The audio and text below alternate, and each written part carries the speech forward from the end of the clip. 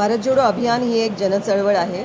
भारत जोडो हे शब्द त्याच्यात असले तरीही याचा कोणत्याही पक्षाशी किंवा काँग्रेस पक्षाशीही थेट संबंध नाही.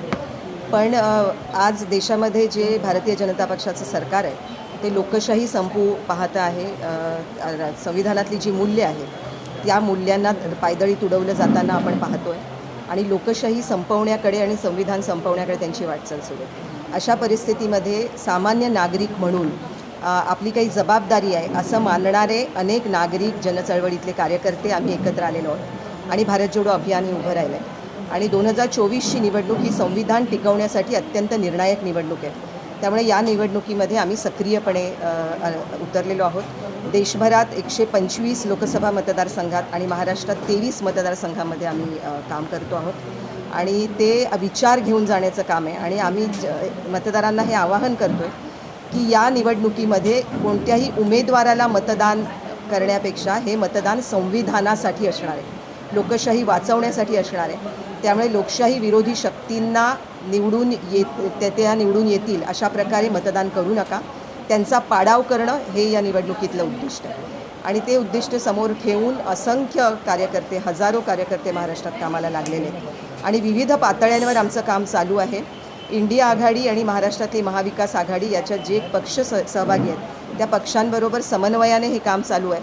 आम्ही इंडिया आघाडीच्या सर्व पक्ष कार्यकर्त्यांनाही आवाहन करतो आहे की ज्या पक्षाला उमेदवारी मिळेल त्या मतदारसंघात फक्त त्याच पक्षाने काम करणं अभिप्रेत नाही, तर सगळ्यांनी मिळून काम करणं अभिप्रेत आहे. आणि आम्ही ज्या निष्ठेने कामाला उतरलेलो आहोत संविधान वाचवण्यासाठी तीच सर्व पक्ष कार्यकर्त्यांच्या कामाची दिशा राहावी असं आवाहनही आम्ही त्यातून करतो. महाविकास आघाडीला तुम्ही पाठिंबा दिलाय, काय महाविकास आघाडीला तुम्ही पाठिंबा दिलाय तर तुमची काय भूमिका? नाही, भूमिका हीच आहे. महाविकास आघाडीने भारतीय जनता पक्षाच्या विरोधात उभी राहिलेली ती आघाडी आहे आणि त्यामुळे त्या आघाडीला पाठिंबा आहे. आणि विरोधी पक्षाचा सगळा अवकाशच संपवण्याच्या दिशेने जी भाजपची वाटचाल सुरू आहे. 147 खासदार निलंबित केले जातात, महाराष्ट्रात 2 पक्ष फोडले जातात, आमिष दाखवून आमदार खासदार पळवले जातात आणि सगळ्यांची मुस्कटदाबी केली जाते. ईडीची तलवार टांगून त्यांना जेल किंवा भाजप एवढे 2च पर्याय दिले जातात. अशा वातावरणामध्ये जे काही घडतं आहे त्यामध्ये सामान्य नागरिक म्हणून आम्ही काही म्हणतो आहे, बोलतो आहे आणि त्याचं बळ महाविकास आघाडीच्या पाठीमागे उभं करणं आणि इंडिया आघाडीच्या पाठीमागे उभं करणं हे आम्ही करतो आहे.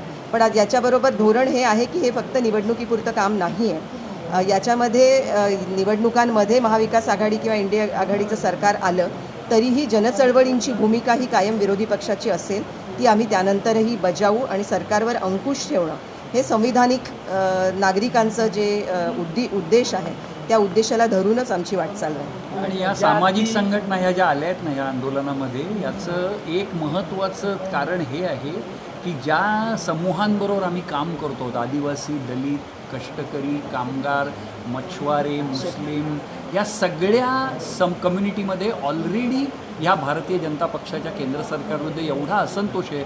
युवकांचा बेरोजगारी संबंधी, पेन्शन योजना, सर्वत्र तो असंतोष जो जाणवतो आहे आम्हाला, तोच आम्ही पुढे नेतो आहोत. आणि तो असंतोष केवळ आंदोलनापुरता राहू नये, तर तो निवडणुकीच्या राजकारणात त्यांना धडा शिकवण्यापर्यंत पोचावा आणि मग जे सत्तेवर येतील, किमान जे संविधानाला पालन करतील, लोकशाही पद्धतीने आंदोलकांशी, इथल्या प्रश्नांशी भिडतील, अशी अपेक्षा ठेवून आम्ही ह्या लढ्यामध्ये उतरलेलो आहोत.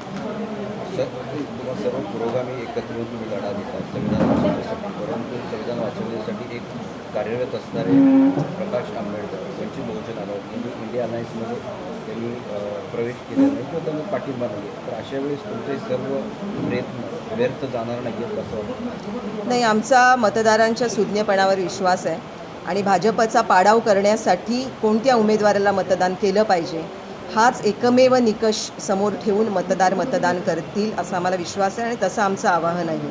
त्यामुळे भाजपचा पाडाव आणि संविधान वाचवणं हा एकमेव उद्देश या निवडणुकीमध्ये असला पाहिजे. तो समोर ठेवून त्यांनी उमेदवारांची निवड करावी असं आमचं आवाहन आहे आणि मतदार त्या दिशेने निर्णय घेतील.